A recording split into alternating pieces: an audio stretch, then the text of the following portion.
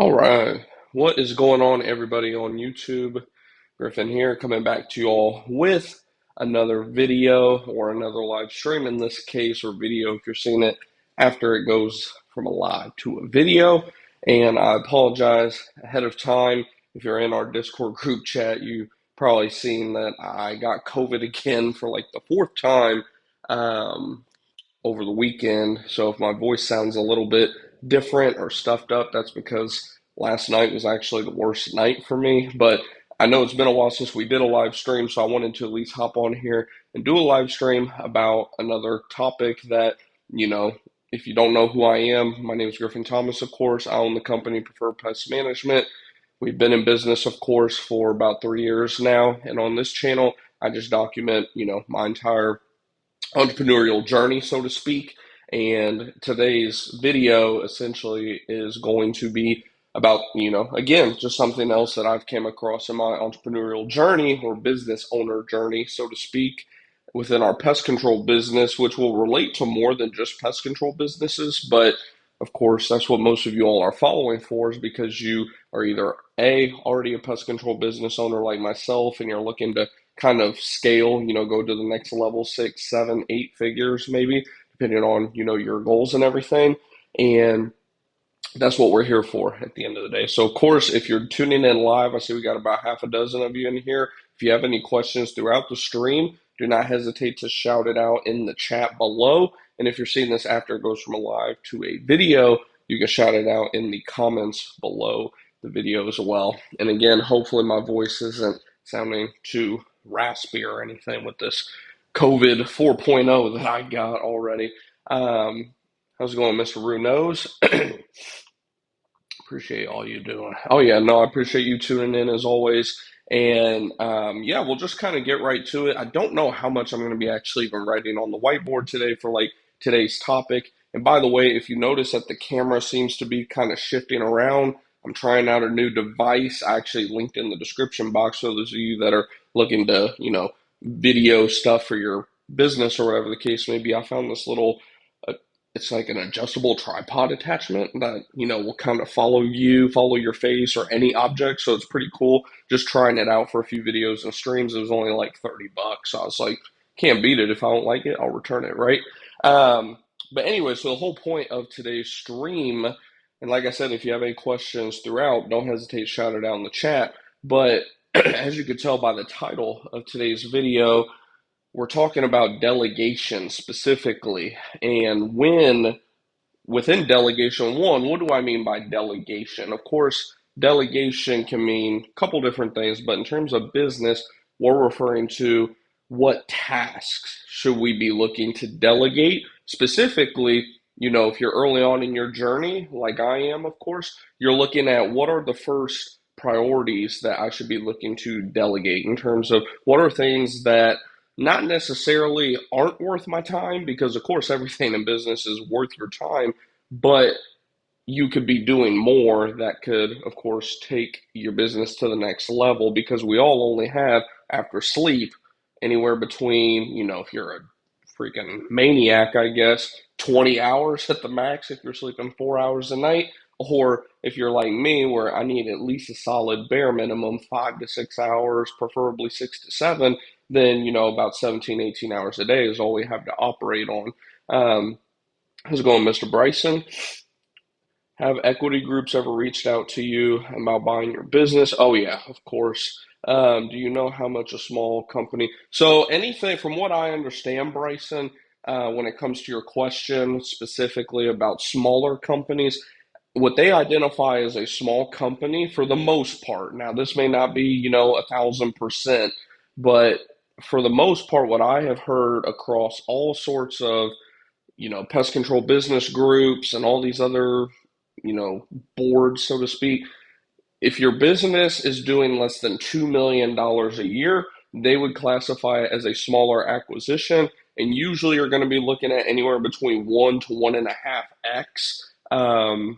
What is it? Your 1 to 1.5x of your, I want to say it's either the EBITDA or, oh my goodness. We were actually just talking about this in the Bug Bucks group specifically, if I recall.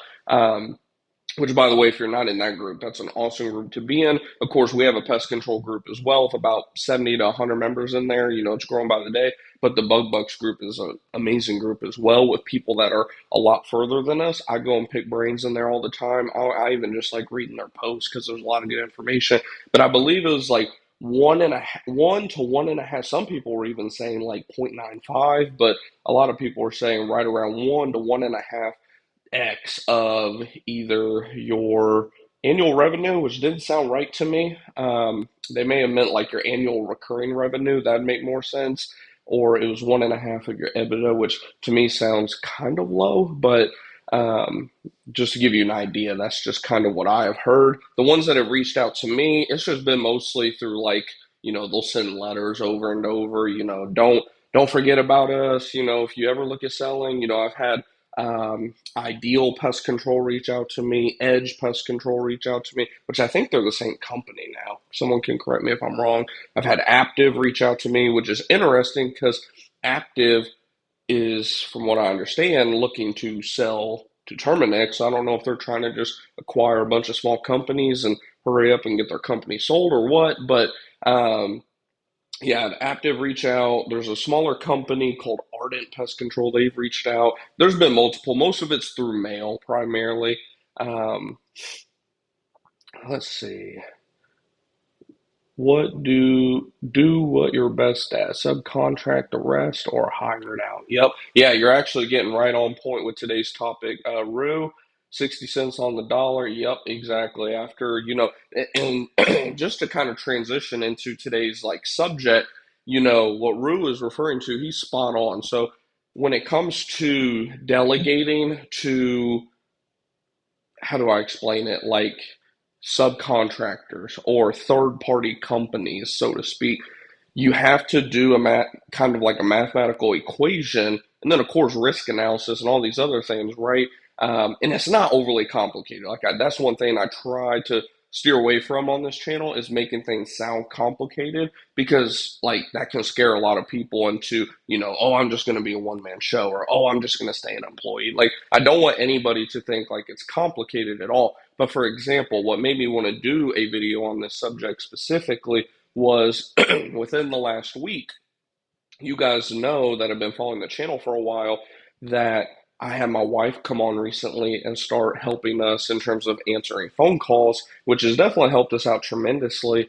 But let's be real, she is a stay-at-home wife, which, her answering the phones and doing this, doing that is taken away from other duties. If any of you have a stay-at-home wife, or maybe you've been a stay-at-home wife at some point, because I noticed our female audience is going up. It's like up like 3x in the last week or two specifically, which I'm sure part of that is because of the shorts I've been posting too. But anyone that has dealt with like a stay-at-home mother knows they have a lot of responsibilities as well. So I don't want to like overload her or make her think that, oh, you need to be doing this, you need to be doing that, because then, of course, it's going to stress her out.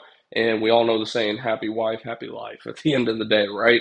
But back to my point, with that, we are looking into, what is the smartest way to go about delegating our first, not first, but probably like our third or fourth delegation in terms of tasks, right? Because if you were to list on this small little whiteboard, one, I wouldn't even have enough room on this whiteboard. But two, and again, I apologize for coughing and stuff. I have COVID right now.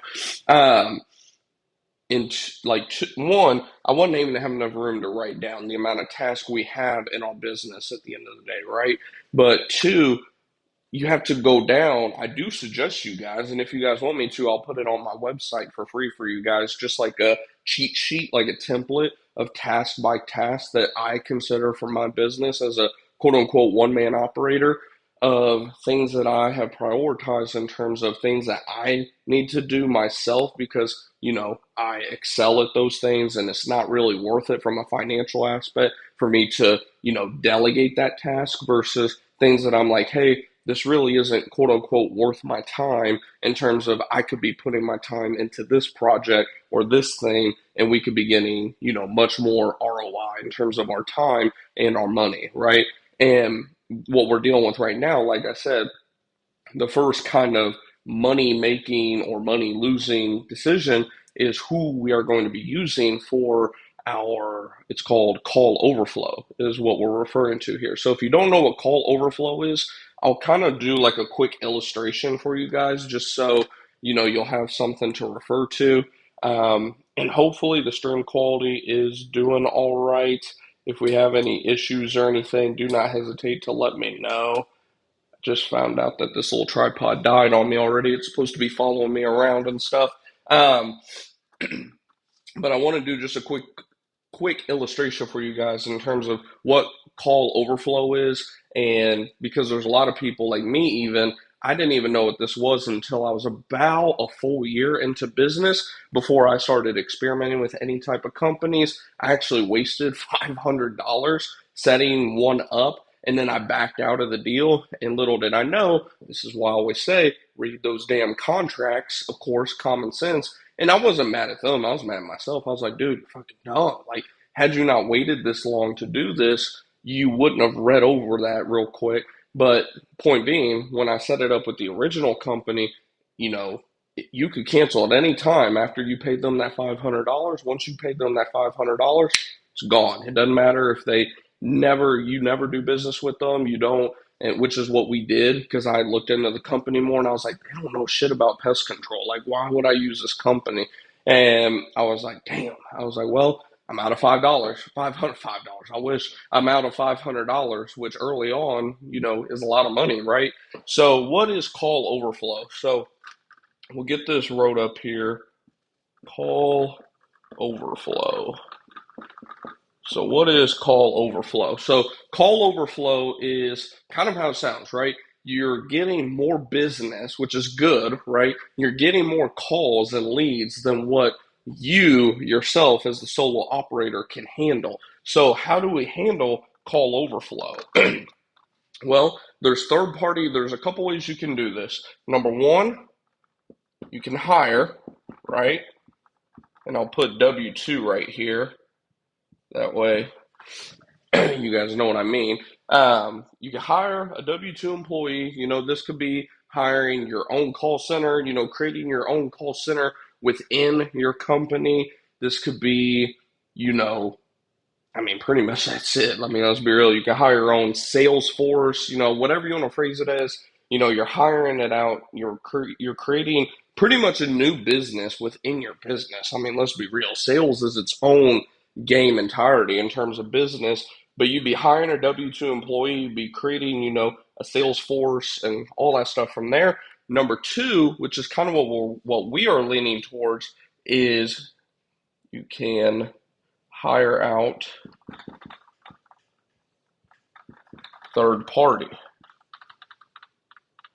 So what's the difference between, oops, that's an ugly ass Y.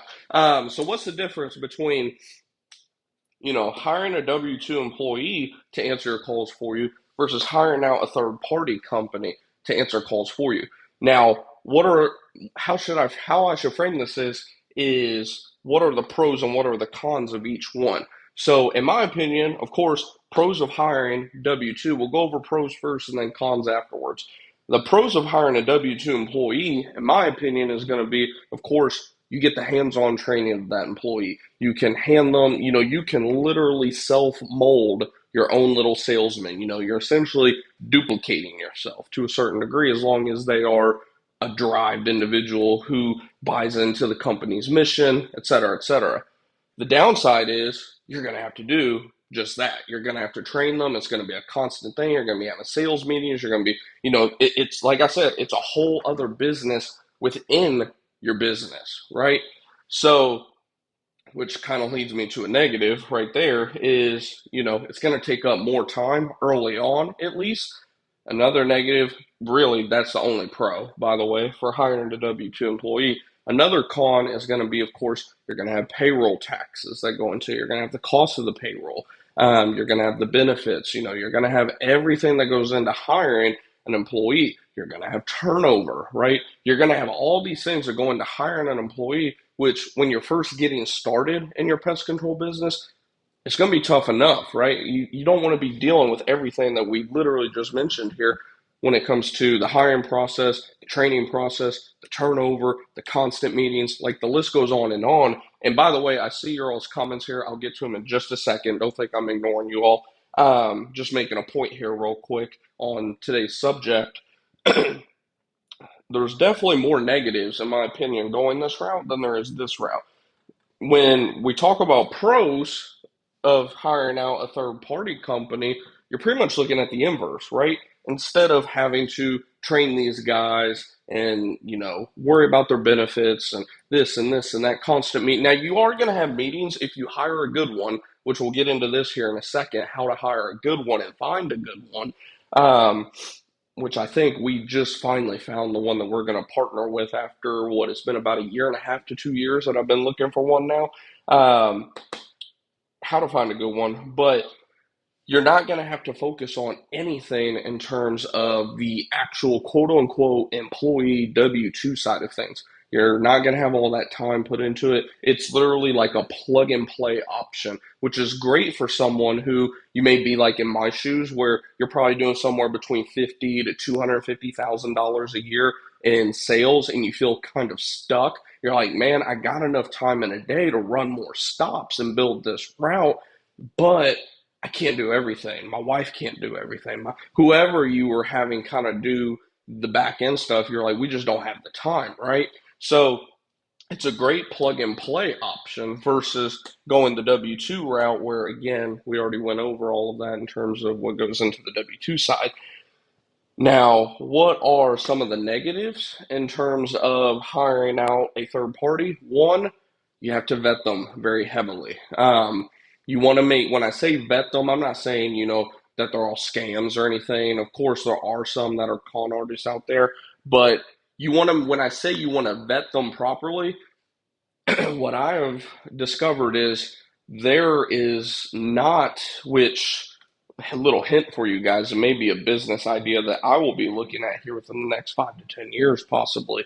There are not very many companies out there that offer call center services, specifically sales call center services that specialize in the pest control industry. There's a lot for HVAC, there's a lot for plumbing, there's a lot for those, general contracting type of services, but there's not very many for the pest control industry. And that was the problem. If you all have been tuning in for a few minutes now, you heard me mention how I lost out on that $500 because, I got myself in a pinch, situation in terms of we were getting those, 50 to 60 calls a month from Google local services. I fired up a Google ad. My Google business profile was slowly but surely getting some calls as well. I was in over my head in terms of calls coming in, and I was in a pinch and a bind real quick.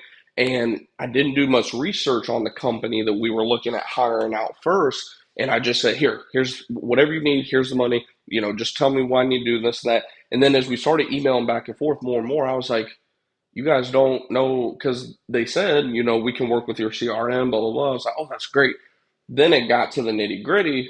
Oh, who do you use for your CRM? Oh, I use Gorilla Desk. They're like, what? What's that? And we're like, what do you mean, what's that? Like, do you all work with pest control companies? Oh, yeah, we work with a couple. Hint, when they say they work with a couple, guess what a couple is? Zero. If they say they don't know the type of software you're using for CRM, which, let's be real, in pest control, there's really only about three, maybe four, maybe four. What we got? Pest Pack, which I think is WorkWave now, if I recall. You got Gorilla Desk, you got Field Routes, you got what?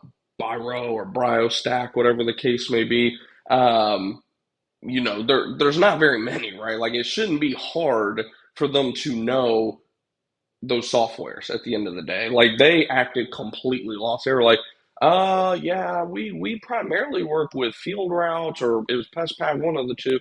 They were like, we primarily work with them. And I was just getting the vibes that, okay, crap, I got myself.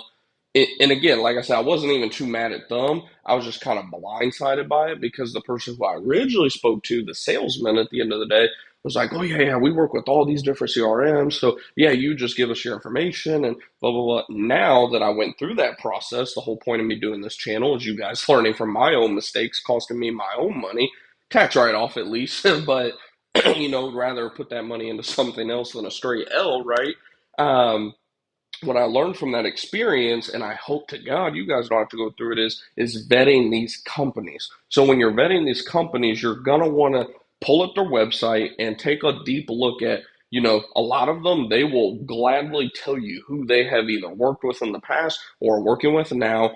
They'll tell you all the different CRMs right there on their website. And if they don't on the website, they'll usually want to schedule like a demo with you. Do the demo. It's not a waste of your time. If you get with an honest one that's not trying to sell BS to you, it's only going to be like a 15 to 30-minute demo at the most. When I say demo, it's pretty much a slideshow. In the slideshow, they'll tell you what companies they work with. Maybe not all of them, of course, because the bigger ones work with dozens, if not hundreds of companies, right? But they'll give you some case examples. They'll show you exactly which CRMs they work with. And then they will know what the hell, one, you're talking about when it comes to the pest control industry. And you can tell before you even start talking that they know about the pest control industry, which just makes the overall experience way, way, way better. Like I said, I literally, what was it, Friday afternoon, just did a demo with one. I'm not going to name them yet because I want to, of course, continue to vet them, see how the process goes. But let's just say the process so far is tremendous compared. It's like so much better than that original one that I told you guys about where I just lost the $500 at the end of the day.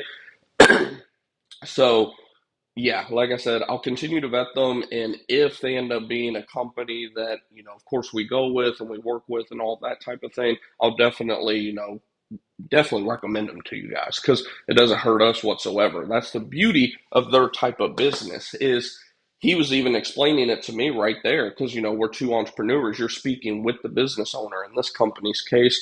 He was literally giving me the breakdown, like, hey, you know, I like doing these interviews for one to show you what we have to offer, but two to see if we even have the capacity to bring you on as a client of ours. And I asked him, I was like, what do you mean? Like, expand on that. I was like, 'cause that's interesting. And he was like, yeah, we are also, a small to medium sized company. We've been growing very fast. But he's like, but we will never bring on more clients than what we can handle. And what he meant by that is, he has the call center reps that are based in the Oklahoma. Well, I say they're based in Oklahoma City. They're in the Oklahoma City area, but they're all over the U.S. And that's another beauty of this company is it's no overseas BS. It's straight here in the USA, which is awesome. 24/7 support, yada yada yada.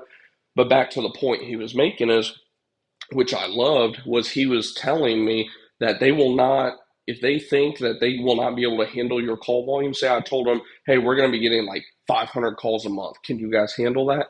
He would openly admit whether or not, like, yes, we can, or no, we're probably going to need to hire a couple people. Let's go ahead and get your information, this and that, and we'll hit you up whenever we're ready for you because they don't want you to have a bad experience. And that I just respect 1,000% whenever a company can have I want to say the balls, but not even the balls, just the realistic approach of, hey, I can actually hurt my company's reputation by not being prepared and taking too much than what I can actually handle.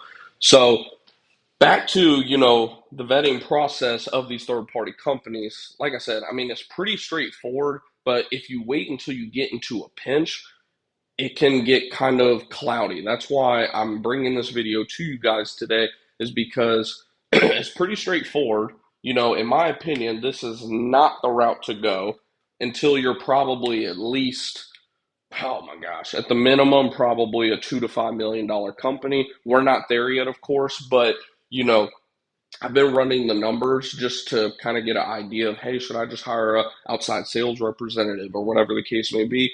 The numbers don't even make sense until I say it's not even necessarily a revenue question as much as your call volume. If you're not getting more than 1 to 200 leads per month, specifically calls, right? But at least 1 to 200 leads per month, which I know probably sounds crazy to you guys. Trust me, it's doable. There's another company I'm in contact with right now about some other things, and they're working with a company in Dallas, in the heart of Dallas. They showed me the Google Business Profile. Google Business Profile in June got over 400 phone calls. I mean, it's crazy, right? Like whenever you get the right people, you delegate stuff to the right people, where your business can go. But my point is in terms of hiring the W-2 route, until you get to a point to where no call center can really handle your volume, that is when you know that you really don't have a choice but to go ahead and start hiring out those reps. But let me answer some questions here because I know we've had a couple come in. And again, I apologize. I got COVID this evening. Let's see. Bruno said on residential, unless have long-term contracts in place, you can get more because it's the long-term contracts that have value. Exactly. Yeah, you want to have at least 1 year contracts on those. Um, and we say contracts. I always stress too when it comes to the contract thing in the pest control industry. Let's be real when it comes to that. Customers can break these contracts. It's more so for the evaluation aspect of it. But Rue is exactly right. Like, you guys have to be having your customers sign service agreements. I cannot, and that's how I phrase it to my customers too, is I'm like, look, it's just a service agreement. I just give them this story about how the state wants us to have them on file, this and that, and no one has a problem with that. I've never had a person not want to sign a service agreement. As soon as I tell them, look, we're not tying you down for a whole year or anything like that, unless if, of course, they're paying for a whole year up front, yada, yada, yada, um, then we're all good. That's another thing, too, by the way. These companies, when we're talking about evaluations here in the chat, these companies, they love to see customers that pay 1 year up front because they see the customer is more committed to that service. I mean, it seems obvious, right? But some people don't understand. I have people that still will sell one-time services. I have people that will still charge per quarter when I cannot stress to you guys, either charge month to month or charge yearly, or do what we do, give the customer the choice. Hey, do you want to go ahead and pay for the year up front? We give a massive discount if you want to go ahead and pay for the year up front. You're essentially getting your first service for free, blah, blah, blah, blah, blah. Make it sound all good, right? Lead magnet, essentially, and then close the deal. Or, hey, would you rather go ahead and just do a monthly subscription plan? It's not tying you down. If you were to cancel with us, you let us know within 30 days, end of the month, whatever your terms may be, and then go from there, right? Um, but yeah, the ones that, of course, pay a year up front, they're worth way more on paper.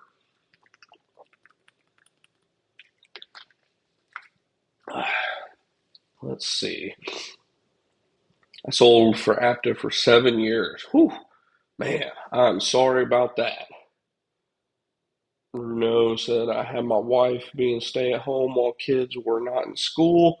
Once they were in school, she wanted to do a part time job. Oh, man, part time job, you can come work with me. How about that? Let's see. What's the status on the truck? Oh my gosh, y'all just had to ask.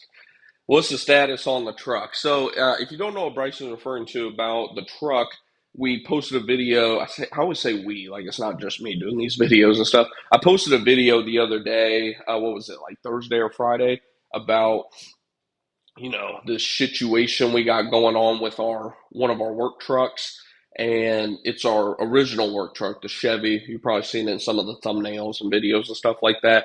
It sounds like we might have burnt through a couple of gears or something like that in the transmission, so it had what they call a slow leak, which is the worst type of leak for a transmission because by the time you notice it, it's been leaking for weeks, if not months. And yeah, the guy, I mean, at least again, took it to a small business in the Plano, Texas area. We talked for about 20 minutes about, hey, we're looking at selling this truck because he was telling me how, you know, his work would come with a 36,000 mile warranty on the truck and this and that and the other. And I was like, yeah, yeah, no, I mean, that's great. Like, I trust your work. You have best reviews. I'm a business owner, so that's stuff that I look for. And I vetted you. I trust you. But let me just break it down to you. We're looking at selling this truck. And I was like, not because it just shit out on us, but because we just don't need it right now. It's getting up there in mileage, 135 plus thousand miles.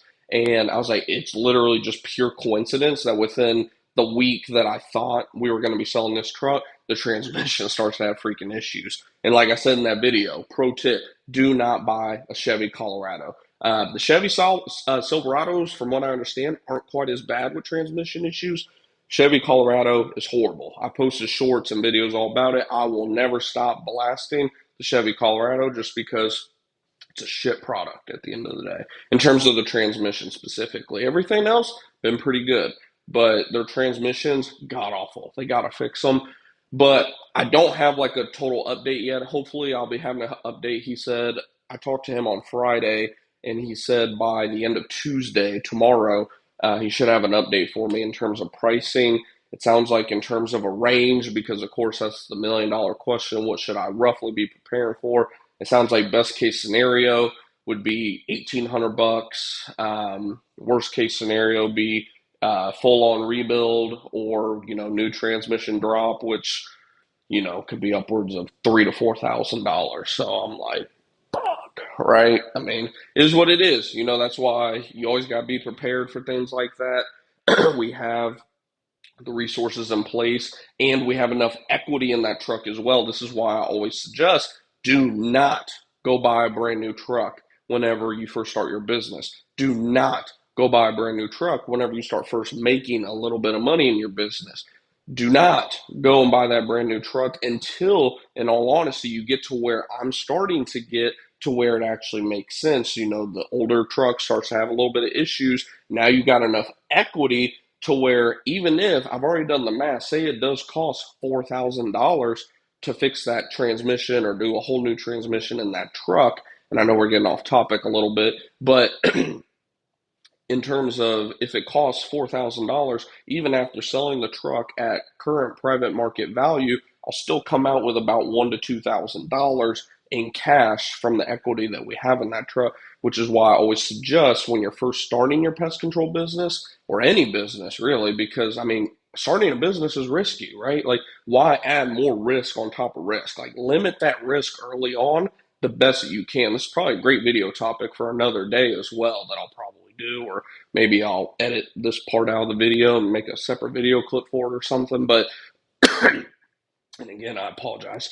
Um, but limit that risk. Like we say, starting a business is so risky. Why would you keep adding risk on top of risk on top of risk? That's one thing I was just explaining to my wife earlier because I started going to a chiropractor literally today for back issues, and we've just been adding a little expense here, a little expense there. And I was telling her, I was like, hey, we gotta chill the fuck out on adding these monthly expenses. I was like, we're starting to kind of get out of, not out of what I consider out of control, but I'm like, we want to keep that risk. It's all about risk management in terms of owning a business and your personal finances and all this stuff, which is why I always will like scream from mountaintops. Do not buy a new vehicle, regardless, truck, car, SUV, whatever the case may be. Do not buy new until you have been in business for, it's not even about the time that you've been in business, it's how much money, how much profit you're bringing in from business. Because once you hit a certain level, yes, it doesn't make sense anymore for you to keep buying a used truck that 1 to 3 years down the road is either going to have a transmission shut out on you, have some parts eventually start going bad on you, whatever the case may be, and then you go buy a new truck, or what I say is a like new truck. I will never buy a brand new truck. I always tell everybody that. I don't care how rich I get, I'll never buy brand new. I'll always buy at least 1 to 2 year old models that are low in mileage, but they've depreciated enough to where, even though it will depreciate a little bit more, it's already took it. As soon as you drive that brand new vehicle off the lot, it's depreciating like a motherfucker. Like, I mean, we all know the math. And if you don't know the math, then you better go learn the math before you even think about starting a business. But, yeah, back to that question about how's the truck. It's a situation to say the least. Thankfully, of course, we have the Nissan Frontier. It's been kicking ass for us. It's a lot newer too. It is what, 4 years newer. So the Chevy is a 2015, 2016, and the Nissan is like a 1920. So I think it's a 20. It's either 19 or 20. So it's like 4 years newer. It has half the miles on it. I can tell the difference when I drive it. Like, it's just a much better truck. And thankfully, we had that in place. Yeah, maybe we need to grab a call. I'm working on this offering now as well. Oh, yeah. I think I saw that you messaged me back recently. I need to check my DMs. For those of you that don't know, like, If you message me on like either Discord, Instagram, Facebook, like Facebook Messenger, any stuff like that, and you see that I haven't viewed the message, it's not that I'm ignoring it. If you see that I viewed the message, chances are I'm ignoring it or I'm coming back to it if nothing else. But if I haven't like seen the message, you know how it shows like the little profile picture or whatever where the guy has seen the message or whatever. If you don't see that I haven't seen the message, it's because my notifications are all muted for social media. But a lot of times I'll still like go in those apps, of course. And I think, Rue, I saw that you messaged back about that. Let's see, Zero. Oh yeah, Zero. You were probably referring to those third-party companies we were talking about. Where can we listen to Bug Bucks? Bug Bucks, I believe, is on Spotify as well, and I believe it's spelled like Bugbux. I believe is what their podcast is. Of course, when it comes to the pest control business specifically, you've got Bug Bucks. Of course, you got my podcast, which is just, I think I just called it like the Griffin Thomas podcast or no, sorry about that. It's Real Life Entrepreneurship with Griffin Thomas. That's what that's called. And it's in that podcast too, like it's primarily just like this YouTube channel. It's primarily about the pest control business, but it's about just entrepreneurship, business, finance, all that stuff in general.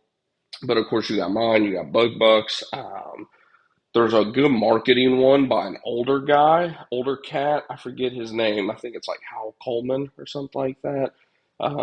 Like pestcontrolmarketing.com or something like that, I think is their website. They've got some pretty decent content on there as well. There's some good ones. I suggest you guys go into that Spotify search box and just type in, pest control and see what pops up. Frank, the pest geek, he has another good one. There's some good ones on there for sure. Risk assessment, absolutely great topic. Yeah, no, risk assessment. I'm gonna have to do a video on that. I don't know if I'll be able to edit it out of the stream or whatever and create a video out of that, but either way, I'll be doing a video on that regardless.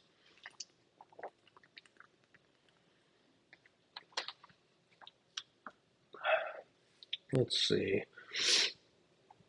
Oh man, I ain't gonna lie, COVID's killing me last couple days. I get it. We're all busy. Got to keep focused for sure. Focus for sure. What's producing today? Yeah, no, you're 100% right. And hopefully you guys are enjoying the stream too, by the way. If you are, do me a favor, smash that thumbs up button. Lets me know you guys like that we do these live streams and all that.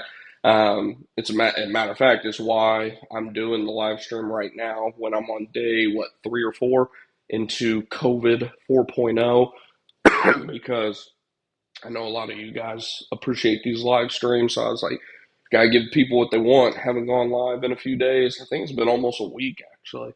And I was like, gotta give people what they want. So if you appreciate the live streams, do me a favor, smash that thumbs up button. I greatly appreciate it.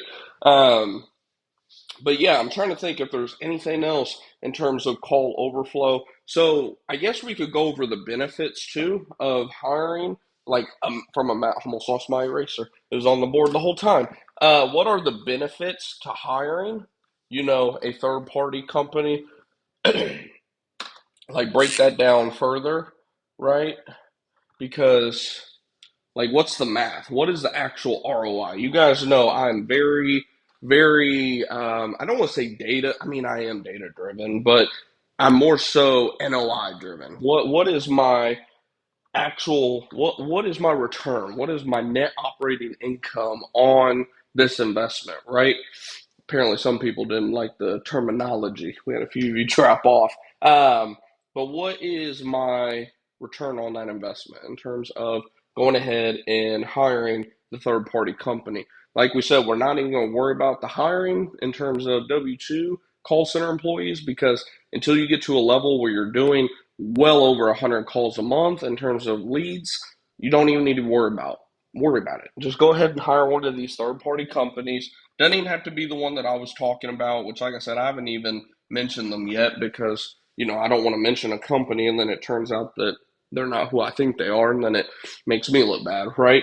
But go out there, find, do some research. And when I say do research, I'm not saying do a quick Google search for, one night, 2 nights, and then go with a company. I'm saying you should probably do this research. Like I said, I've been researching it off and on periodically for the last year and a half. Now, should it take you a year and a half? No. But, you know, again, this is the first business that I have been growing that is actually getting to this level. So I'm learning shit and it's taking me longer because, I wasn't born with a silver spoon, or what's the term they use, like a silver spoon or golden spoon, whatever the case may be. So I'm learning it all myself, and then in turn, I'm giving it to you guys on the YouTube channel, of course. But what is the actual math in terms of hiring the call overflow company? So I'm just going to give you guys the numbers that this company that I'm more than likely going with, again, not mentioning their name yet, but I'm just going to go based off the numbers that they gave me. So the initial setup is $1,000. And this setup, it doesn't matter how big or small your call, or how do I say, like how many calls you expect your business to get. It's the same for every company. So the initial for this specific company is $1,000 to get set up on their call service, and then on their minimum plan. And what we mean by their minimum plan is they do it based on minutes, similar to, if any of you guys use CallRail, you guys know I use CallRail for like our call tracking, form submissions, all of that. And they have, tiers based on how many minutes you have in your recording. Same thing goes with this. They will charge you based on the number of minutes for calls and prep. And what they mean by prep is, putting the customer information into your Gorilla Desk or whatever platform you're using for your CRM.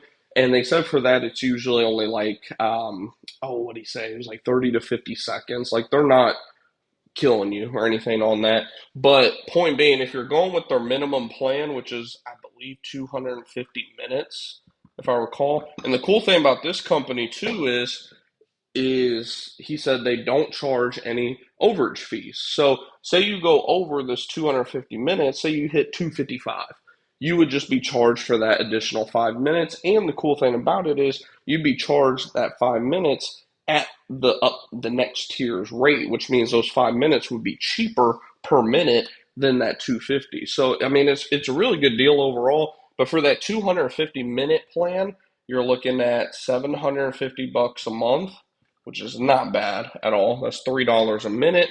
And then on top of that, it was somewhere around 8%. I want to say it was 8.5 to be 8.5% to be exact, but 8.5% per sale closed. And that's where they're making their money, is the 8% close. So the beauty of this, though, because this was what really intrigued me. This was the first company, and I told them outright. I said, "You're the first company, actually, who wanted to charge based on not just, of course, the minutes, but you wanted an actual commission off of the sales." And I was like, yes, that does make it more expensive, but I was like, I kind of like it. And, again, we were just having this conversation. I was like, I kind of like that because it lets me know that you are driving your employees to sell shit, not just answer the phone, go through the motions. This is going to those employees. Like, don't get it wrong. Don't get it twisted. Like, this isn't just making that dude richer. This is paying for his employee shit at the end of the day. Just like I talk about on this channel when it comes to us selling, right? Like, you got to be answering every phone call like that customer is an investor. They're an investor of you. You incorporated, because you got to look at everybody at the end of the day. Like, yes, you want to treat them like you'd want to be treated. Like, don't just be a robot or anything. But at the end of the day, you got to realize, like, somebody is always paying for your shit, right? Like, that's just life. That's business, right? So when it comes to that 8%, we were walking through kind of examples, like not necessarily scripts per se, but I was breaking it down. I was like, so we have different bundles and stuff like that. I was like, how would you guys want to go about selling that? He's like, what we would do is, he's like, it's up to you, obviously. We can sell your bottom dollar ticket item. We can sell your upper, $1,000 to $2,000, whatever the price is, ticket item. He's like, of course, the higher the price, generally, the lower the closing rate. But usually, for the highest, he was telling me they have a client who they were telling him just to sell this package that was like $800 a year. and their closing rate was right around 50%. It was like 45%. And I was like, that's not bad at all for a 750 to 850 a year product. Like that's not bad at all.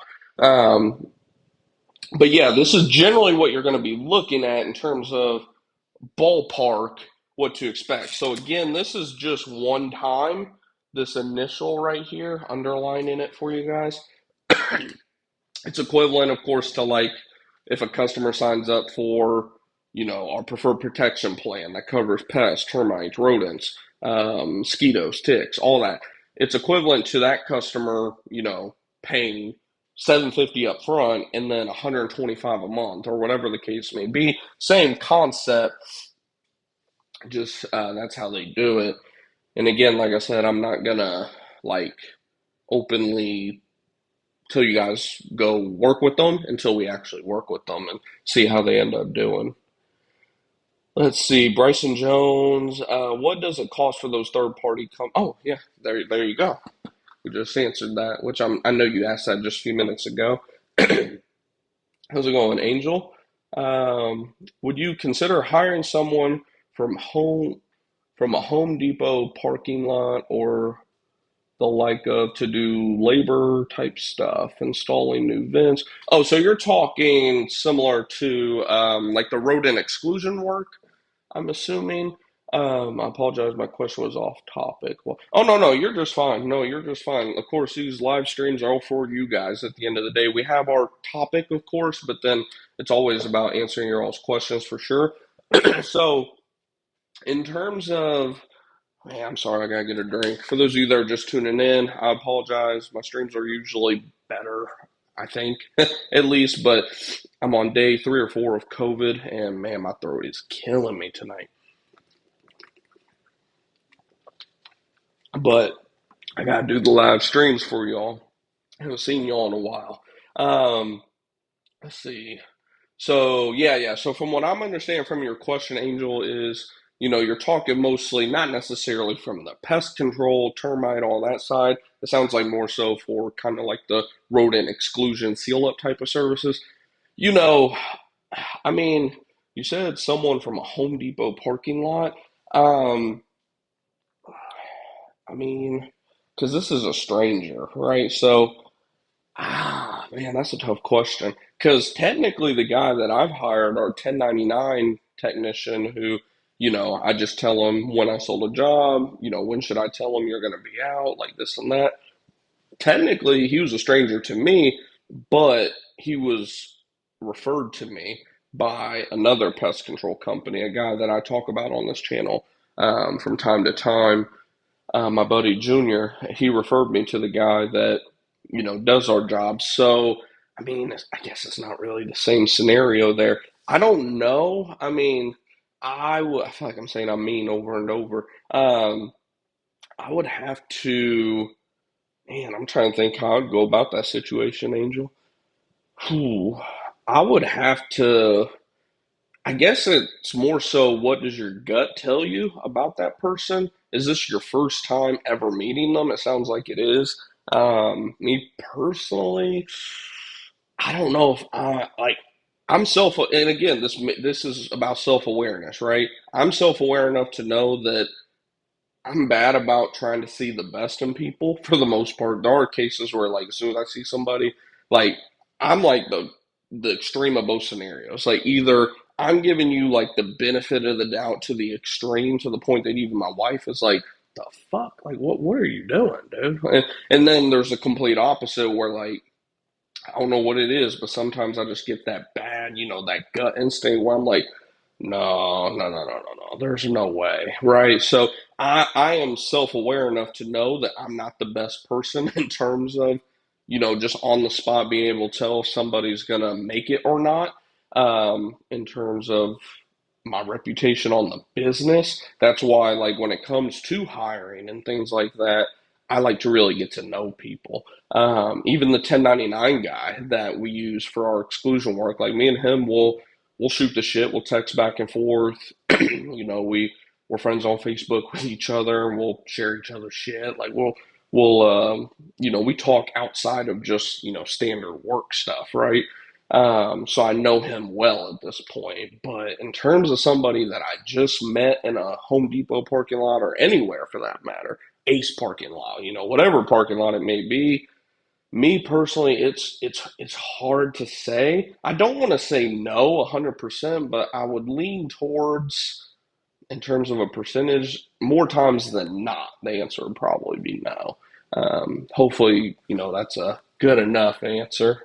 It's a tough situation. I understand. Plus, how would we handle taxes? How you would handle taxes is, am I muted still?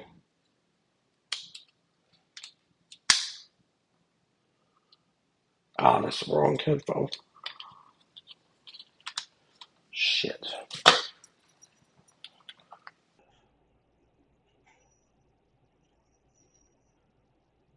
What is going on? Are we muted still?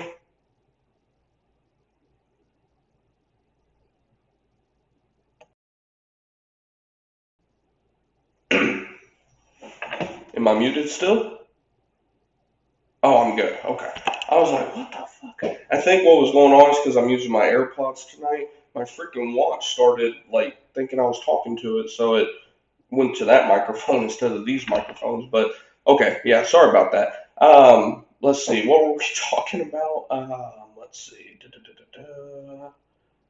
Oh yeah, taxes. So it's a 1099. Man, I don't even know when I got muted. I went on a whole thing there about 1099. So when it comes to 1099, long story short, if it's a 1099 employee, quote unquote, you don't want to give them uniforms. You can't determine their hours and things like that. You pretty much just want to tell them this is where the job is, this is what we do. You can even work on the job site with them. You can guide them all this stuff.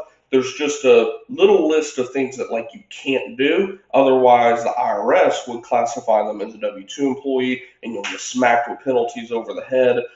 It can be a nightmare, but as long as you're have an accountant right in your corner to guide you through that. And as long as you're doing things right, you would just, within QuickBooks, Gusto, whatever type of platform you're using for your accounting, you would just send them the paperwork for them to fill out for their 1099. It's with QuickBooks is super easy. They just fill out like their social security and this and that. And you don't see any of that. Like it's a form that gets emailed to them. They fill it out, they submit it, and then at the end of the year, QuickBooks will send them.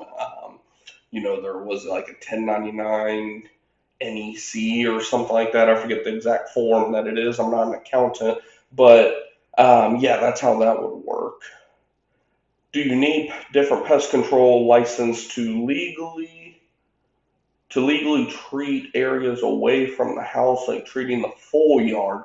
So with the full yard, it can get really tricky. Of course, label is the law first and foremost, but then of course the local jurisdictions like the state and even, et cetera, as far down as you want to go, they can create stricter laws, right? So you definitely want to make sure with your Department of Agriculture what their laws are first and foremost, depending on the state you live in. If I remember right, Bryson, you live in Oregon, if I recall. If I remember that, I'm amazed because my memory's shit right now with COVID brain and whatnot. But yeah, you want to, of course, check the label, whatever product you're using, and then more specifically, go and check out your Department of Agriculture's laws on that side of thing. Texas, it's very like anything down here in our Department of Agriculture, it's a very gray area. The irony that you use the word gray instead of treat in your autocorrect put gray. Um, if parking lot recruiting, I have done, but would be as in hire, and they would have to want to be trained. Yeah, yeah, no, you're pretty spot on, Rue. In terms of that, yeah, I mean, it's a that's why it's a lot more difficult for me, just because of the timing aspect that goes into it. Um, Me personally, more times than not, is probably a no. How's it going, Mr. Salvador? Good evening, good evening.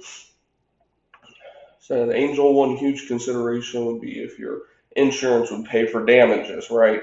Home Depot ain't gonna have insurance like you'd expect from a 1099, I would assume. So things would come back to you exactly, which might end up you covering out of pocket. dock if they do something that causes a water leak. Yeah, no, and that's why like I think what Angel might have been referring to was like the rodent exclusion work side of it, which I mean, for the most part, there's very little that you're going to be doing that could potential. Well, I say that, but of course you could like fall through an attic space or whatever the case may be. Like there are potential risks involved with that. Um, you can have legal documents filled out, contracts. Yeah, it can be a situation for sure. That's why, like I said, more times than not, if I were to put a percentage on it, I would say at least a majority of the time, I'd probably lean towards no. I would be, if anything, I would be networking with people. Angel, I don't know how many people that you may know in your specific area that also have pest control companies, but if you know some guys that have pest control companies, just simply ask around, hey, do you guys know of a local guy, a 1099 guy, somebody that does exclusion work, or hell, drive around sometime, especially coming up in the fall and winter with, the next exclusion season, see if maybe you can quote unquote poach a guy that works for one of these bigger companies, that, hey, how much they paying you to do that? And, would you want to do it for me on the weekends or something like that? You can, that's pretty much what I do with my 1099 guy. I didn't poach him. Again, he was referred to by a buddy of mine who has a pest control business as well. Found out that this guy worked for Terminex for like 10 years, 10, 15 years. And he's been doing pretty much all my rodent work ever since for the most part.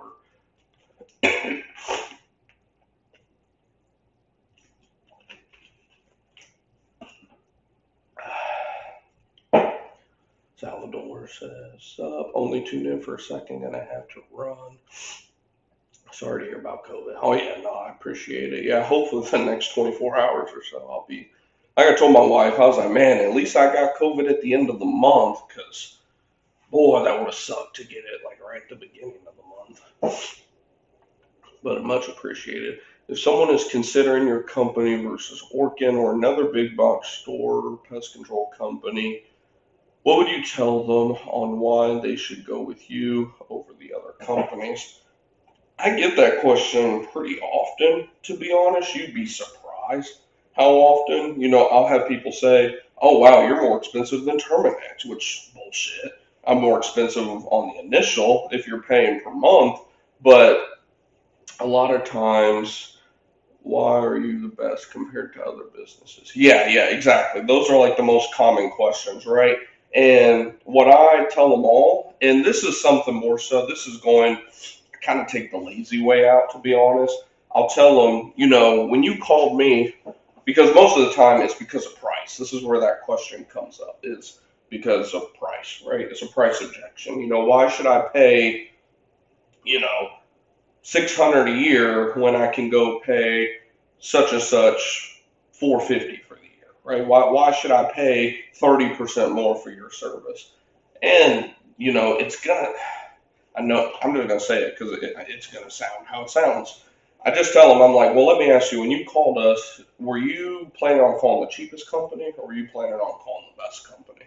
Because I think you probably called the best company when you called us. You didn't call the cheapest. Like it's just not reality to have it both ways.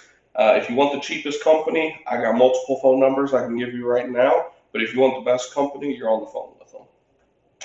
And believe it or not, more times than not, like to me, it sounds cocky. I don't even like saying it. Usually, when the conversation gets to that point, again, you've already laid everything out to them. We've gotten to the point in the process where we're like, when do you want us to come out? Because I don't try to give them time to object.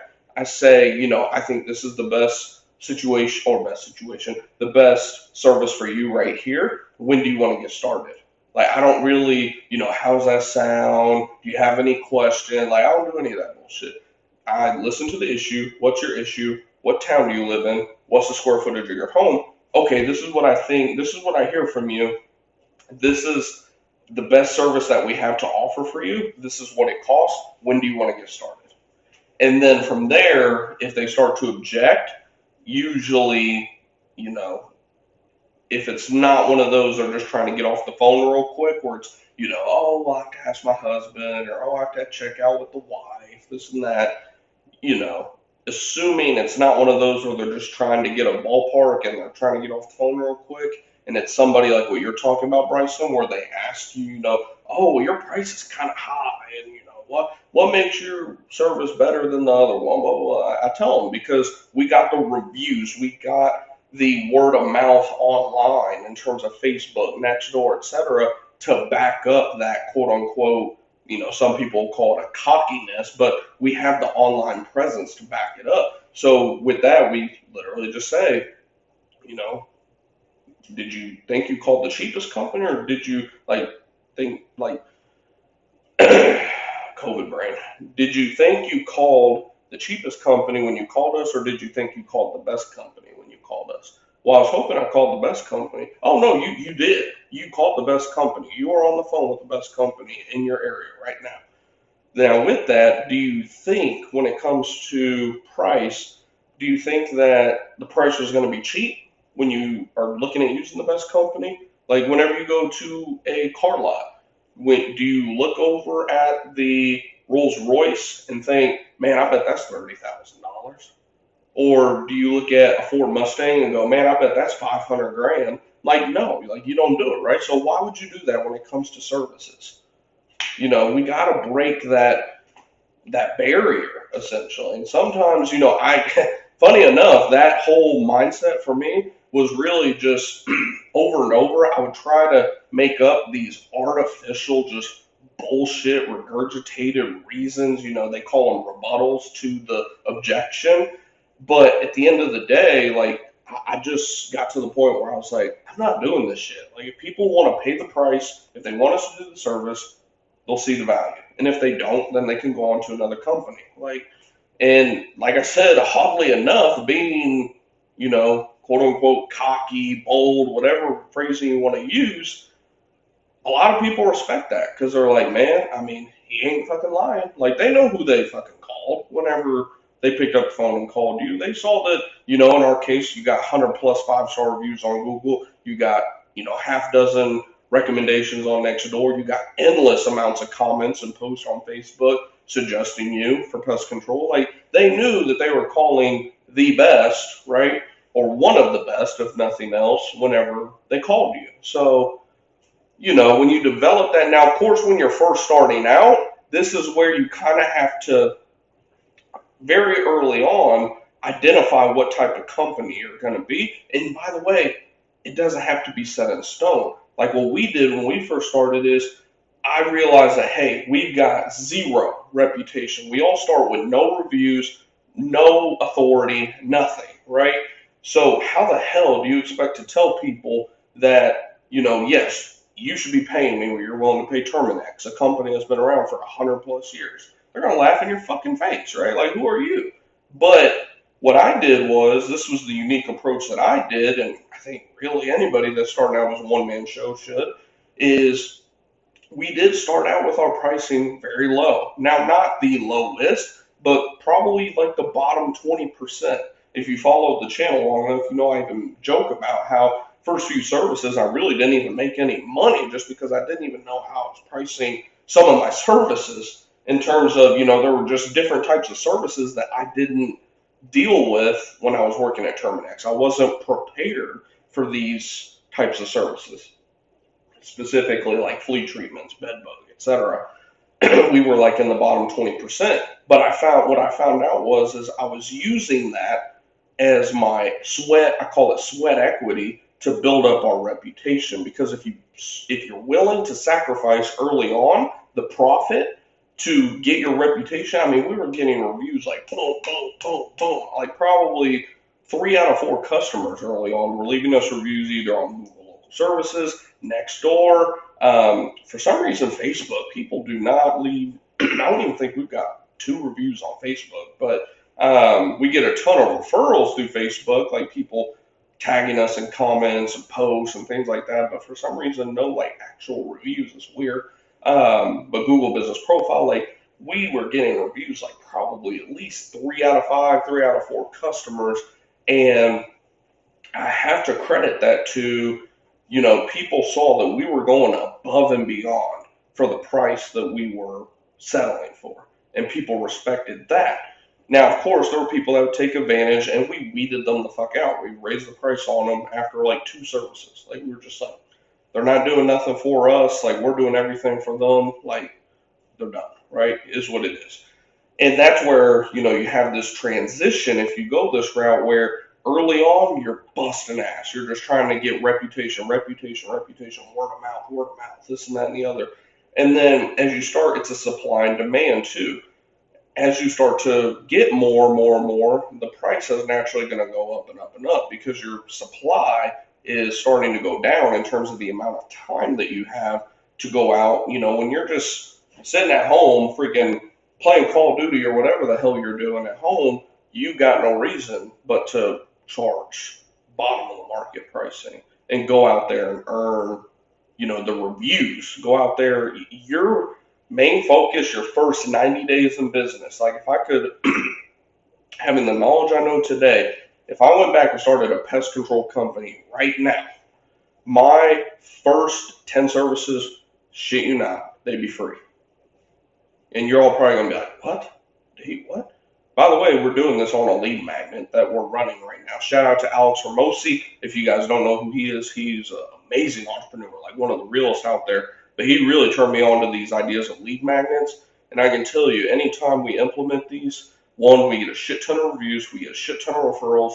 And even when we do have that higher price on the back end, they're a lot more willing to pay for it. But that's a different subject for a different video. But if I were to start my business today, when I say I would do my first 10 customers for free, what I'm saying is I would do it for free as long as they will go and leave us a review on, Google, whatever the case may be, Nextdoor, etc., because you have nothing else to do.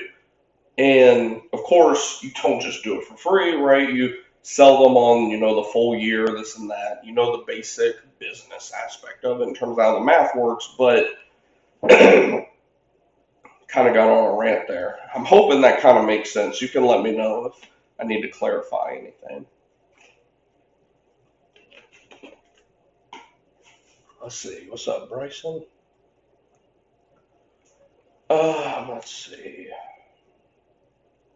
Active is charging criminal pricing. They tell the reps to sell $150 bi-monthly service. I think that is way too high, and the customer will eventually cancel once they learn what honest pricing is. Even $189 per service every 2 months. Wow.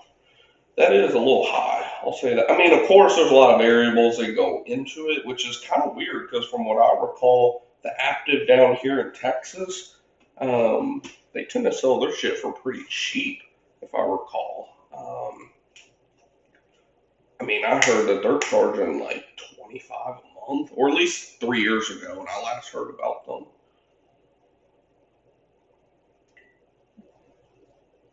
And when I say 25 a month, I'm talking about for the quarterly service, of course.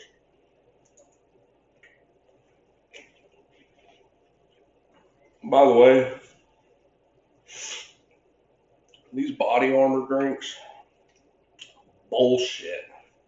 These have no type of electrolytes in them. Listen to this shit. Sodium, 40 milligrams. Red flag. Potassium, 700 milligrams. Red flag.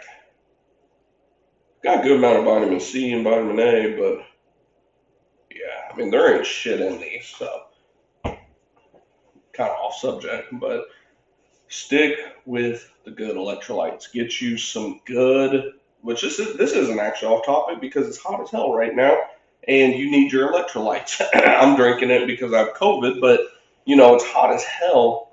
You got to get the best electrolytes. Get y'all some Himalayan, was it Himalayan salt or pink Himalayan salt, something like that. Put just a little sprinkle in your water, your Gatorade, whatever you're drinking. Make a world of difference. Even $189. Yeah, so when it comes to that pricing, yeah, I mean, $189 for every 2 months, that's a lot. Yeah, it's $95 a month. I mean, that's a little ridiculous for pest control, unless if it's like, a crazy 8 to 10,000 square foot mansion or something, right? Um, but I will say, like, we have a customer right now, they're paying for quarterly service. What are they paying right now? 75 a month, I want to say. But huge property. So it equals out. But yeah, I mean, kind of circle back to our topic at hand.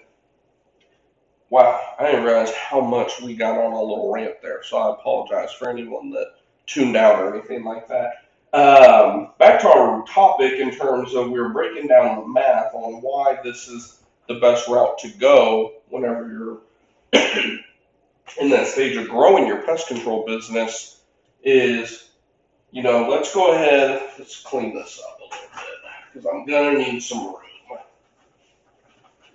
So, after you get set up, it's going to be like 1,700 bucks essentially your first month, plus that little 8% of whatever they sell. Which, like I told them, I was like, I don't mind paying the 8% at all. Matter of fact, I want the 8% to be as high as possible because if I'm paying you all a bunch of that 8%, that means you're all selling some shit, right? So again, just to break it down, the 250-minute plan for them comes out to 750 a month. And then, something like 8%. Let's even say 8.5, because I feel like it was 8.5 per sale. So 750 a month, 8.5% of sale. The average call, if you're wondering how long do they spend time on the phone, the average phone call is going to be anywhere between 7 to 10 minutes. So even if, let's say, worst case scenario, the average time spent on the phone is 10 minutes, that means they're getting 25 calls. Let's just say they close 50%. Let's say the average contract value, we'll say, is roughly, let's just say, I'm trying to do rough math in my head. Let's just say 650 bucks, which is, again, this is all very, very low estimates. We're factoring in the highest calls, or lowest calls, I should say, because the highest amount of minutes at 10 minutes versus 7 or 8. So we could easily be getting like an additional 5 calls in here. We're factoring in an average closing rate around 50%, and then we're factoring in, $650, which I already told him up front. I want you guys to sell my most expensive shit. Like, I don't want you all doing the bottom up. I want to go ahead and shoot for the top and then work our way down. That's how we do it, and that's how, I want you all to do it as well. And they're great at that, so shouldn't be a problem. But chances are this is actually be closer to like 1,500. But let's just go with, again, 650. We're doing low numbers here. So if they close 50% of these, right, that would mean we're going to close, we'll just say 13 sold times 650 a year. I don't even know what that is. Let me pull up my calculator here because my phone is doing the stream. So at 650 a year times 13 sales, which this is so ridiculously low. Like, we are doing such low estimates on these numbers. That is 84.50 a month. Per month in terms of acquisitions.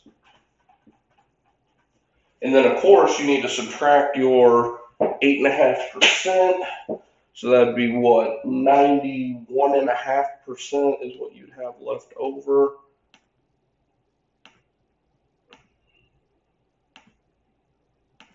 Which comes out to 7,732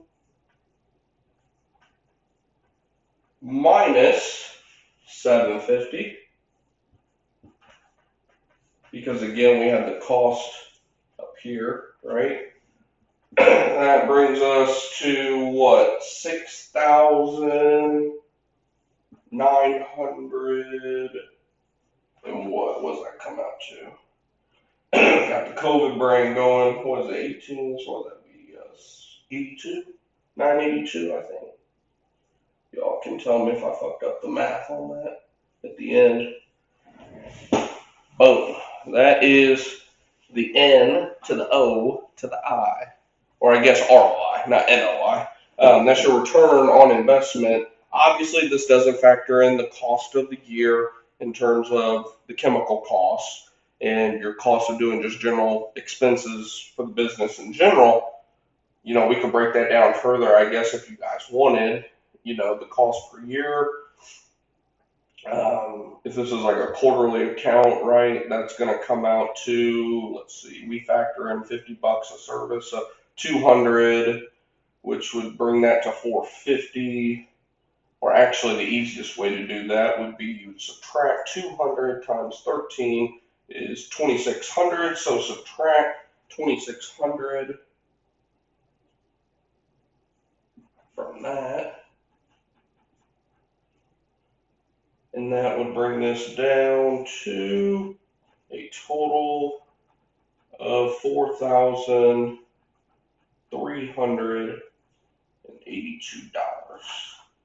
So that is your true ROI.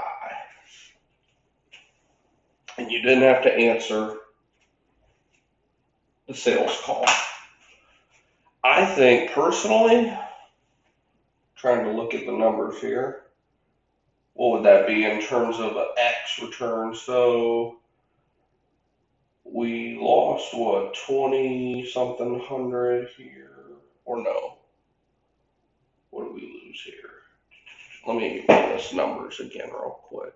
And if you all have any questions about this, do not hesitate to let me know. Let's see, so it was 8450. Just checking something real quick. Times 0.085 for the 8.5%. Right?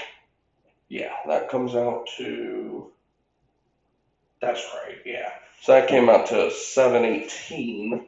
So 718 plus 750, that comes out to what? $1,468 was your cost. So we'll pull the red marker out for the actual cost in terms of what the acquisition was. What did I say? 1468. So it took $1,468 investment to get you an NOI. This is your actual NOI right here. Hopefully you guys can see this pretty well. This is your actual quote-unquote NOI. This is your ROI, but your NOI down here after your expenses, which I didn't write expense, I'll just put EX.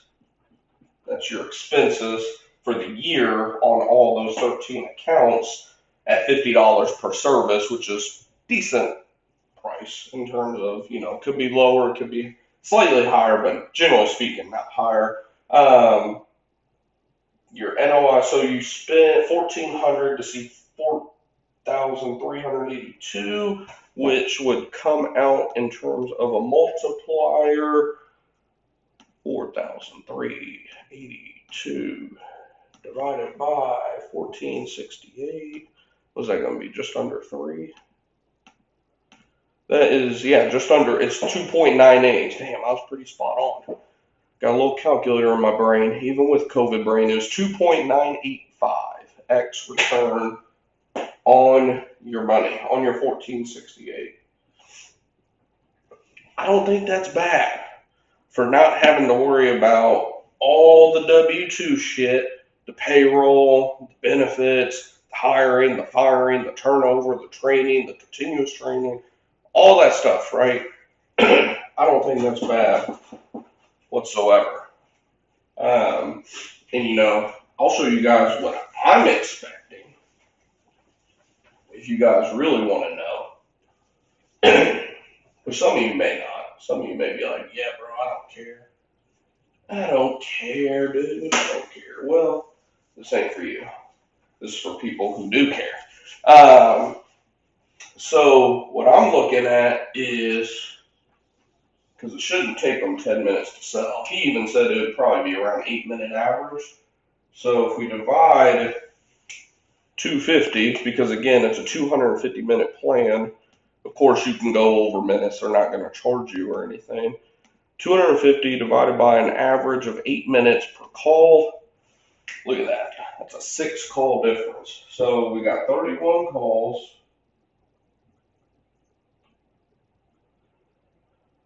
Let's say they close again, 50%. That's going to come out to what, 15 or 16? We'll call it 16 calls. 16 sold. And since I'm having them push our higher product, this is going to come out to about 1,500 a year.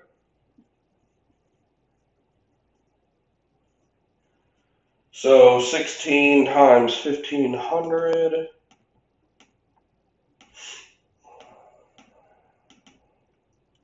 And again, this is kind of getting into the best case scenario, obviously. Not out of 31 calls, if they can sell 16 of them on our $1,500 a year, I'll be saying, take all my money. Because I'll say, go sell more. Like, I'm just go all in on these guys at that point. This is kind of the best case scenario here at this point. But so that came out to $24,000 sold, minus their 8.5%, which 8.5% of that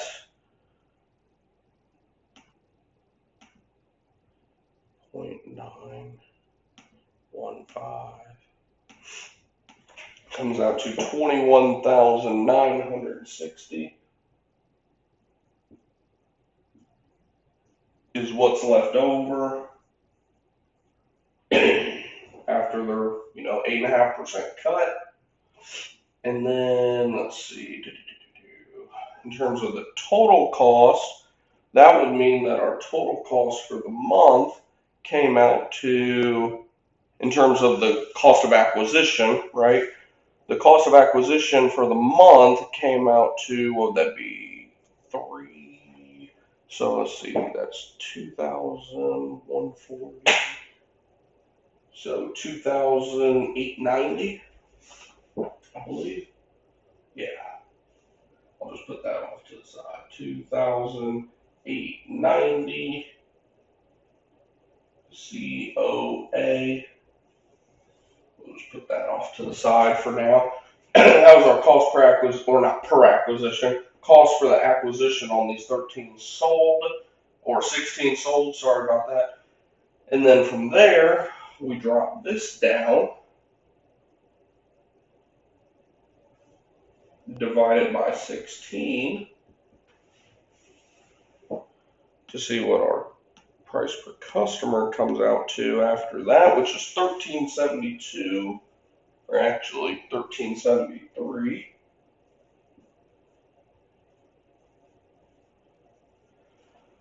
per year. And that's per customer, of course. So then from there, $13.73.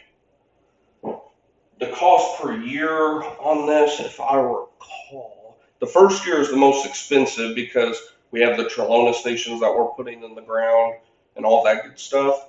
But the cost per year going forward, which is what I look at, I always look at that next year, because the customers that sign up for this shit, they don't cancel. The only time they cancel is if they die, which I hate to say it, but if they die or they move, right? They get relocated for work, or they were in the Army and got relocated, whatever the case may be, right?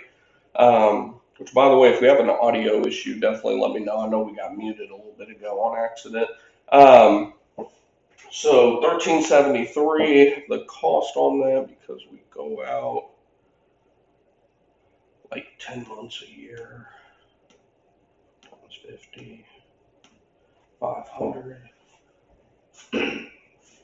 So the cost per year is right around we'll even say 550, which is being pretty liberal on that number. Say expense.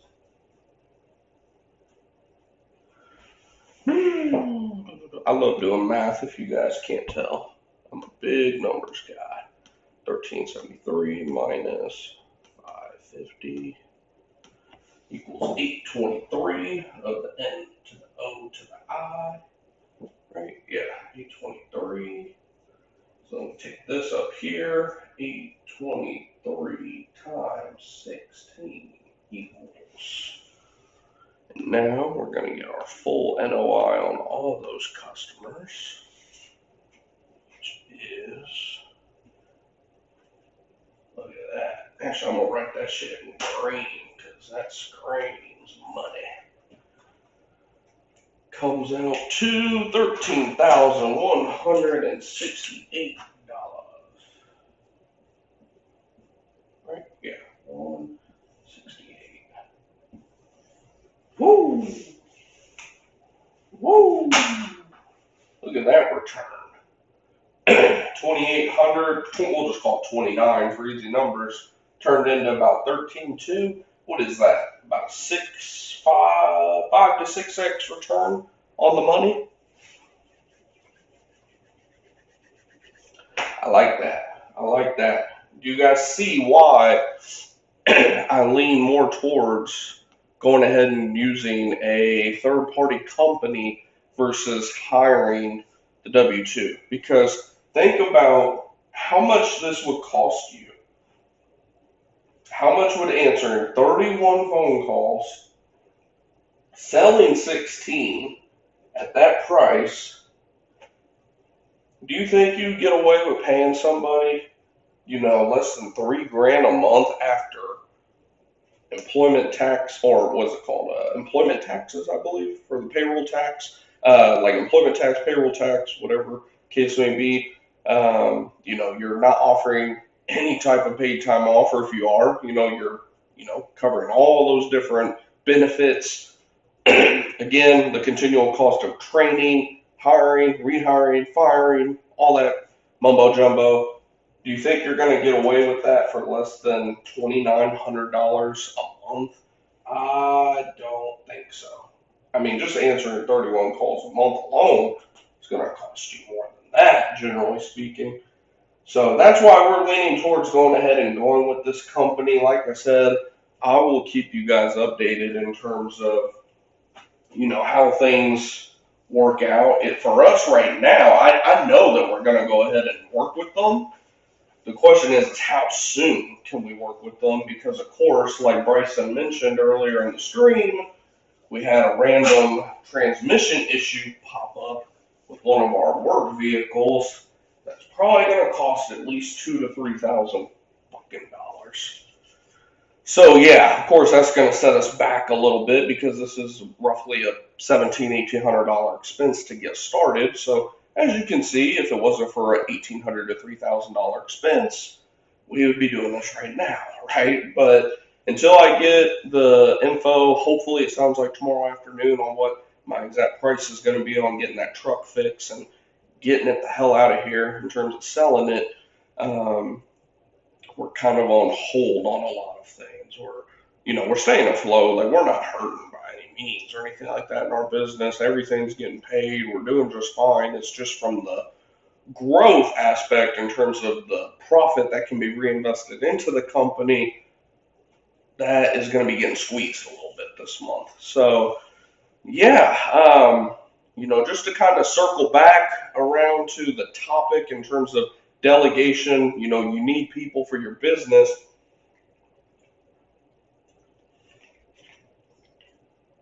At the end of the day, you're not going to build a big, not even big, medium, you're not going to build any type of legit business. You can have a one-man operation, of course. That's not what we're referring to here.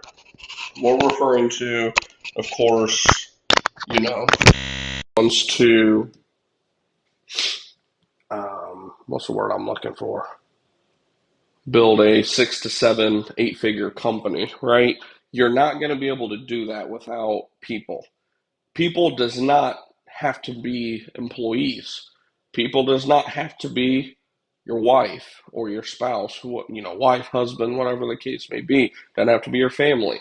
It can be some of these third party companies. The thing is like I said, you want to vet these companies very well.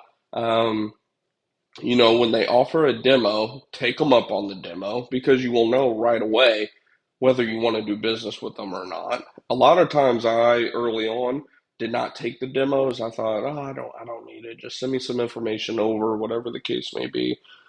And like I said, it bit me in the butt. It cost me, I mean, it was a little, 10 years from now, I'll be like, oh, it was $500. But, $500 my first, second year in business, will be equivalent to like a 50,000 fuck up, $50,000 fuck up 10 years from now. So, you know, learn again, just like I say on this channel, learn from my own mistakes. At the end of the day, I look at mistakes as tuition. At the end of the day, that's how I always tell everybody, like, mistakes are good. If you're not making mistakes, then you're not learning. And that's how it is in business at the end of the day. That's why I say mistakes, I hope they cost money, because if they're not costing money, then I'm not going to learn, because it's not going to, as crazy as it sounds, the more that it costs, the more that it teaches me. That's just me personally. Like, the more that it costs, it stings, and I learn. I learn. The more that it costs, the more I learn from that mistake. Like I said, it's tuition to the game at the end of the day. Um, but for you guys, you can learn off of my dollars with the YouTube channel and whatnot, and all the content that we post on here and on my website and all that type of stuff. And yeah, of course, if you have any questions after this live stream goes from a live to a video, you can shout it out in the comments down below. I was not anticipating this live stream being this long, but we've had like 5 to 10 of you constantly, hopping in here and whatnot. So, I mean, hopefully you guys have taken some valuable information from this video. If you did, do me a favor, smash that thumbs up button. Lets me know that you guys appreciate the content and want me to keep doing these live streams and all that type of stuff. And of course, if you didn't know, we're trying to be a lot better. I've been a lot better recently about posting our content in audio form. It's on Spotify, Apple Podcasts, all that stuff. Um, Link for the podcast is in my description box. I believe it's for Spotify specifically. But if you look up Real Life Entrepreneurship with Griffin Thomas, it'll, of course, show our podcast on there. So if you prefer more of an audio form than video, or you know that some of these streams get long like this one, and you want to go back and listen to it while you're working or whatever the case may be, you have that option as well here going forward. Like I said, we're being a lot better. I think we just had a podcast episode come out today for you guys, as a matter of fact. And that's the other thing, too. With the podcast, it's not just YouTube content being regurgitated. Once a week, I am posting like a podcast specific episode, like that goes just on the podcast audio format only. Sometimes they're short, like 2 to 5 minutes. Sometimes they're longer, 10, 20 minutes, but it's mostly, about some type of topic, something either business related, pest control related, whatever the case may be, just like on this channel. So yeah, if you're not already subscribed or following, whatever you want to call it, on the podcast, I would definitely suggest you hit the link down below. It'll say like my LinkTree, and there's links to a whole bunch of stuff in there that's valuable for you guys. But the podcast, you can go follow that on there. What's up, DNB 189? How's it going? How's it going? But yeah, if you're not subscribed to the podcast already, definitely go give us a follow over there, because like I said, along with posting the YouTube content on there, we're now also publishing one episode a week on the podcast that is like podcast exclusive content. And when I hate using the word exclusive because it sounds like it's like for members or something. Of course, anybody can access the podcast. It's totally free, but we're posting on there specifically, just trying it out, seeing how you guys like it and whatnot. Not gonna lie, I love doing the podcast format because I don't have to, set up all this lighting and everything else. Sometimes it's nice to be able to just sit in front of this little microphone right here that I got for you guys recently to make the audio better. Sometimes it's nice just to pull out the microphone and be in my pajamas or whatever the case may be, and, upload a quick little podcast for you guys. So, like I said, if you're not already subscribed to the podcast, definitely go look over there. see what we got. We've got like five, or no, I think we got like 10 or 15 episodes now over there for you guys. Um, and I'm trying to think if there was anything else. Does anyone have any, before I log out for the night, does anyone have any last second questions or anything? Um, I'm trying to think real quick while I wait on you guys if anyone has any questions or anything. I got a random notification during the stream too from YouTube that it was like in my chat, like my personal chat here. It was saying something about that I guess we're now eligible for super chat, whatever that is, super chat or stickers or something like that. I don't even know what that is. It sounds like TikTok type of stuff, but probably something to do with the monetization stuff or whatever. But yeah, no, I mean, if we don't have any questions or anything, then we'll go ahead and wrap up tonight's stream. If you're just tuning in, I definitely suggest you go ahead and rewind back, especially the last like 30 minutes or so of the episode. I feel like was really good. If you're into the math specifically, the whole episode was great tonight. I love tonight's episode, even though I do have COVID and whatnot. Um, it turned out to be a really good episode tonight in terms of everything that we were talking about. Um, is the podcast pinned? So the podcast is in the description box of DMB 189. It's in the description box. It's in, if you see a link that says my link tree, if you click that link, there should be a link in the link tree that will say, if you hover over it, it'll say something like real life entrepreneurship podcast or our podcast or something like that. And if you click it, it'll take you over to Spotify to where our podcast is. But also, you can just type in real life entrepreneurship on, you know, if you use Apple Podcast or the Google version or whatever the case. There's so many. I didn't even realize. Like, our podcast uploads to like 50 different platforms. It's crazy. We use Buzzsprout and they just distribute it for us essentially across all these platforms. And yeah, it's cool to see because I didn't know people love audio content apparently, which makes sense. I listen to a lot of podcasts, audiobooks, all that type of stuff myself. I love being able to not have to, sit in front of the screen and watch. I like being able, that's why I got YouTube Premium as well. I like listening to videos. I don't always have to be watching to get something from the information. But yeah, it should be in the description box under the link tree. It's for money. Super chat is where people can pay to get comments to stand out.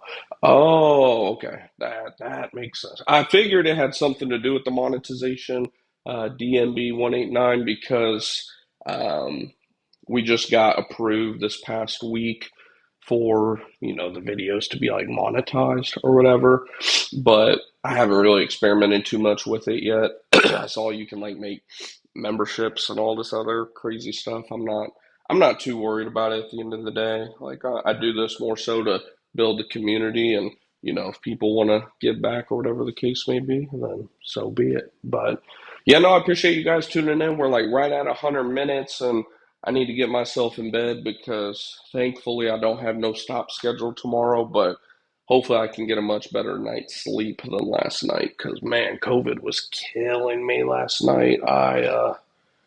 I've had different pains each time because I've had COVID now. This is my fourth time. I feel like a right wing, what do they call them? Domestic, or I'm not going to even say the word because YouTube will demonetize me if I say it. But you guys know where I'm going because of how many times I've had COVID. But each time I've had it, I know we're getting kind of off subject here at the end, but each time I've had COVID, I have dealt with different pains. The first time, my back was just killing me like never before. I've always dealt with back and neck pain, but this was just like I couldn't even hardly move. I mean, it was worse than back, like just anything. And then the second time, it was my legs. I remember there was something going on with like my knees specifically. The third time was the only time I don't think I really dealt with any like, oh no, no, no. I was on a flight and didn't know I had COVID until I was, in the air. I could tell just because the symptoms I was having at that point. I was like, this is some shit I've never had before. Like, this is horrible. And my head felt like it was going to explode because the sinus like pressure being that high in the air. I mean, I couldn't hear shit. Like everything sounded echoey. Like it was the worst pain in my head and ears that I'd ever experienced in my life. I wouldn't wish that on nobody, but there was that. And then this time, specifically last night, as I was trying to go to sleep, my fucking jaw right here, it just felt like locked up. It felt like I was like, grinding my teeth or something. And it just, I don't know, it was the worst pain I'd ever felt in my jaw. But yeah, I mean, shit, y'all be safe out here. I know they're talking about, whole other type of deal, firing up. I'm not gonna go in on it because YouTube doesn't take to that type of stuff too well because we all know who they're owned and ran by at this point. But yeah, no, hopefully you guys did enjoy the stream. If you did, do me a favor, smash thumbs up button. I greatly appreciate it. If you haven't already, hit the subscribe button below so you won't miss any future videos or live streams that we do. Of course, there's a bunch of links in the description that you guys can check out. Like I said, the LinkTree's got a bunch of the main ones. And then we have Amazon links below, like for things that I use in my pest control business. And then for those of you that are looking for like doing your own videos, because I always talk about how you guys should be doing video content as well. I post some links in the description as well for different types of setups that we have for our videos. Like I just got a new little podcast follower. It died on me in the middle of the stream because I forgot to plug it in yesterday. But it follows me around. It's pretty cool, and it's only like $30. So I was like, if it doesn't work, I'll send it back. If it works, cool. And it worked pretty good the first few minutes of the stream, but like I said, I forgot to charge it. So yeah, if you want to check anything out, links for everything are in the description. DMB189 subscribe on Apple Podcast. Oh, awesome. I appreciate it. Yeah, no, I appreciate you guys so much. Hopefully you guys, like I said, took some value from tonight's video. And like I said, if you're just tuning in, feel free to the cool thing about these lives is if you tune in live, um, you can like rewind it back while it's live too. So if you want to go over what we were looking at, we broke down a lot of math tonight in terms of call overflow, why it's definitely worth the money, worth your investment. I mean, we were just the math that we were just going over about 10, 20 minutes ago. You're looking at 3 to 7x return on the investment. I mean, it's by far, something that you need to look at for your business. You got to be careful. That's why I said go back and watch the beginning because we look at the pros and cons of the two and how you need to vet the company that you're hiring for answering your phones and CRM, this and that and the other. But if you watch the whole thing, it'll make sense. So appreciate you guys. Love you guys. Have a good night. Stay safe. Resist the whole face diaper, and I'll see you in the next one.